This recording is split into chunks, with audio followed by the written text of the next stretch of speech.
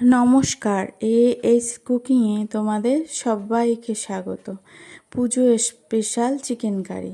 তার জন্য 1.5 KG chicken নিয়ে ভালো করে পরিষ্কার করে ধুয়ে লবণ আর লঙ্কার গুঁড়ো তেল মাখিয়ে এগুলো 2 ঘন্টা রাখার পরে চিকেনগুলো ঠিক 2 মিনিট করে হাই আঁচে ভেজে তুলে নিলাম। এবার একটু তেলে গোটা গরম মশলা, জয়িত্রী, চিনি ফোড়ন দিলাম, দিয়ে 200 গ্রাম পেঁয়াজ দিলাম। পেঁয়াজটা বেরেস্তা বানিয়ে 2টো রসুন, শুকনো লঙ্কা, 1 টুকরো আদা দিলাম, দিয়ে পরিমাণ মতো লবণ, হলুদ, লঙ্কার গুঁড়ো দিলাম, দিয়ে সুন্দর করে কষিয়ে নেব 2 চামচ মতো সস দিয়ে।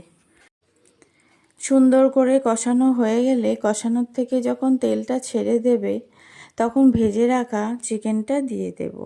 এইভাবে চিকেন ভেজে রান্না করলে দারুণ স্বাদ আসে। আর চিকেনগুলো বেশ মোটা মোটা করে কাট করে নিয়েছি, নরম হয়ে যাবে অথচ গলবে না, ঘেটে যাবে না। এবার চিকেনগুলো দিয়ে অল্প অল্প গরম জল দিয়ে ঢেকে ঢেকে এটাকে রান্না করে নেব।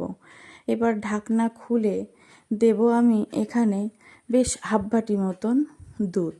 এই দুধটা দিয়ে তোমরা একবার চিকেন বানিয়ে দেখো, একদম দুধ ফুটিয়ে ফুটিয়ে ঘন হয়ে গেছে ক্রিম মতো, সেই দুধটা দিয়ে দেব।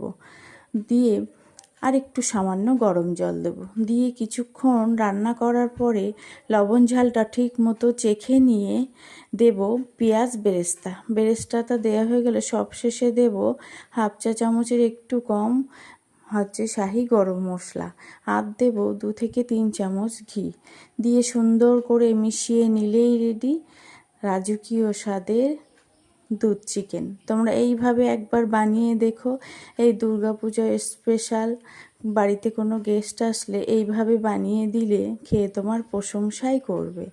একবার হলেও তোমরা বানিয়ে দেখো আর কমেন্টে জানিও যে কেমন হলো। রোজ রোজ একঘেয়ে চিকেন না খেয়ে একটু পাল্টে পাল্টে বানালে দেখবে দেখতে যেমন সুন্দর, খেতে কিন্তু অপূর্ব হয়। এটা ভাত, রুটি, লুচি, নান, পোলাও, ফ্রাইড রাইস সব কিছু দিয়ে জমে যায়।